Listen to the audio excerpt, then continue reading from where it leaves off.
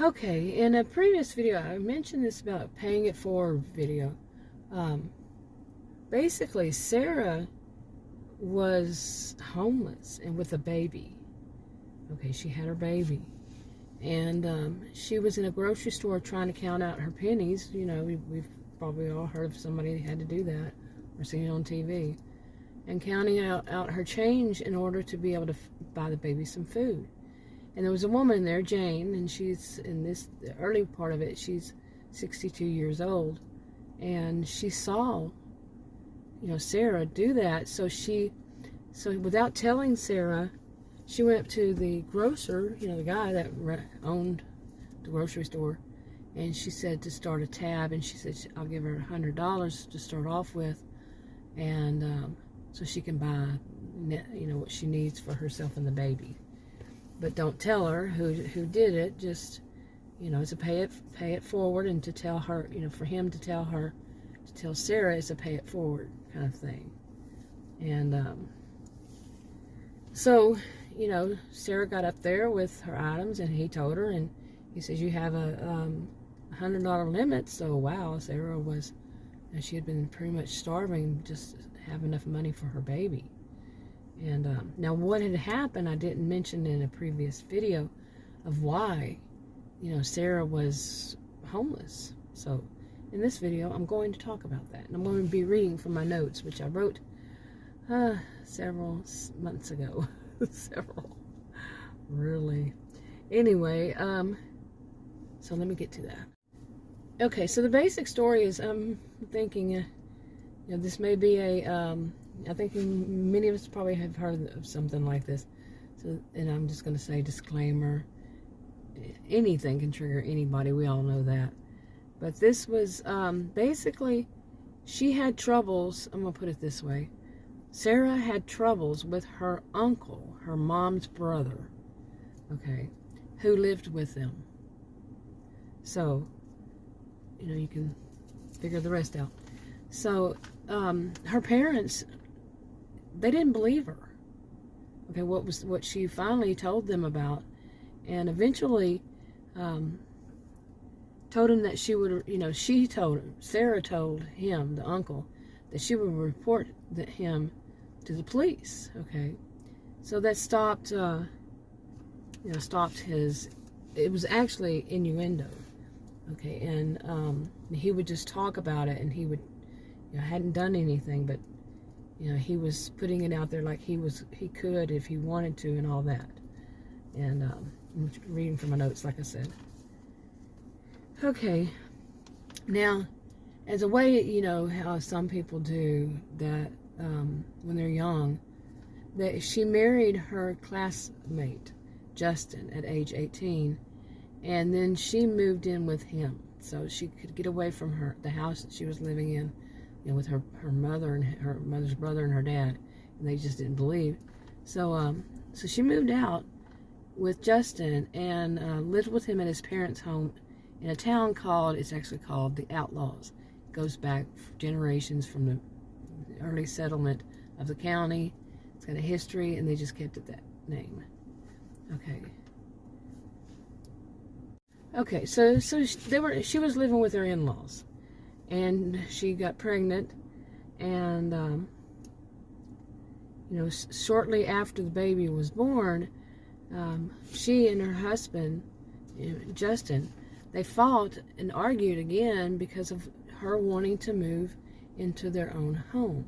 Now they're young, and people in the Outlaws, they are not usually wealthy, and they would have to, the way the county's set up, they would have to buy property within that town, because the rest of the county, if they wanted to live in that county, the rest of it was all property that was inherited.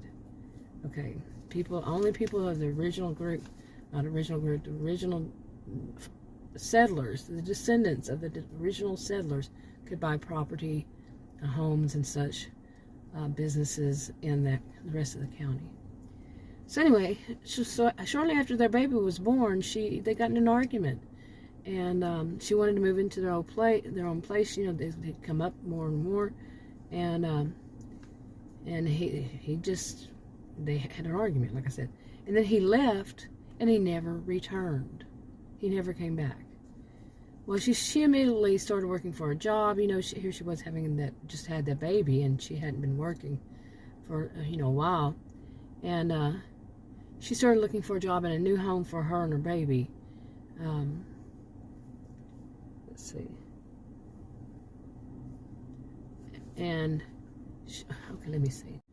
Okay, so her husband just walked out and didn't come back, and there she was living with her, his parents, and she went to look for a job. She would walk to these places to apply for a job with her baby. She had to walk. They didn't have a car yet, and or she didn't have the car, and he had left. Remember, just left. So she tried to find a job because she wanted out of there. And as it was, after a while, after some time that she'd been trying to find a job, the father-in-law tried to attack her. Okay, she had already had this problem with her uncle. Now she's having it with her father-in-law, and she knew she had to get out of there.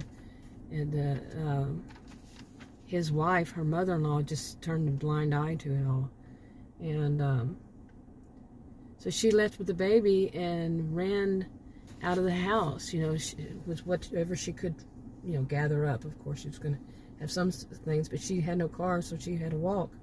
And she gathered up whatever she could along with the baby. And mainly it was stuff for the baby. And as she was walking, just because he tried to attack her, as she was walking, she ran across these, what seemed like little shacks. They were actually part of like they have some cabins on the lake, and that an old section that was there, it was used more for storage, and they just hadn't replaced it yet. And so she found there was more than one, and they were the old, kind of like old cabins, but anyway, they used them for storage. And she found one that, she thought this would be great, because as it was, it had been a cabin, and it had a little restroom in it, and shower and stuff like that. And so she thought it would be great, and so that's what she did. She went and moved in and stayed in these little cabins. And now I have a video about, like I said, about the woman that Jane, who gave her that $100. But Jane also, in that in that video, Jane also offered her a job. Okay, when Jane, it's called paying it forward. When Jane realized the young woman didn't have a job, and she had followed her, and she saw, not so close, but she could tell where Sarah was going with the baby, and that was toward one of those shacks. So she offered her a job and all that, and she started working there as a cleaning lady, as basically the maid. And like I said, I've been okay. Now this is a part of a series of hypothetical fictional stories, and they're copyrighted to me. Read the disclaimers in the description box below this video on YouTube. It's basically rough drafts, and some of them are full stories, really rough drafts, and it helps me to organize them. I see flaws if I have them. Things just change all of a sudden because I saw the flaws. And this, I wanted to give a little background about why Sarah was homeless at the time in the first place. And this was something I added in later. I've been doing these different series for years, and on more than one channel, YouTube channel. And I haven't put up all of them yet, but it helps me to organize. Anyway, I want to get this part out, and so I did, and I'll wrap it up. I'll talk to you on another video. Bye. Okay, I had another clip attached. It was the first clip of this video, but I had to delete it. Two other videos I made today. I had put myself on camera, but when I have a new camera, and when I looked at them, I'm like, okay, no. It made me look 20 years older. I'd say around 20 years older. And I haven't done all the adjustments to see how I can fix it. Like right now, it's showing what I'm showing as an, like more like a cream color when it's actually orange. So burnt yellow. That's what I called it. But anyway, I hope the rest of it flows. From the beginning it flowed right. But I wanted to add that I did delete a clip. I'll talk to you on another video. Bye.